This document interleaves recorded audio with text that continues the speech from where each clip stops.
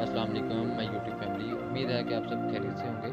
आज मैं आपके लिए लेकर आया हूँ वैलेंटाइन डेज़ के लिहाज से बहुत ही खूबसूरत तरीन दिलचस्प डिज़ाइन जो कि आपको बहुत पसंद आएँगे।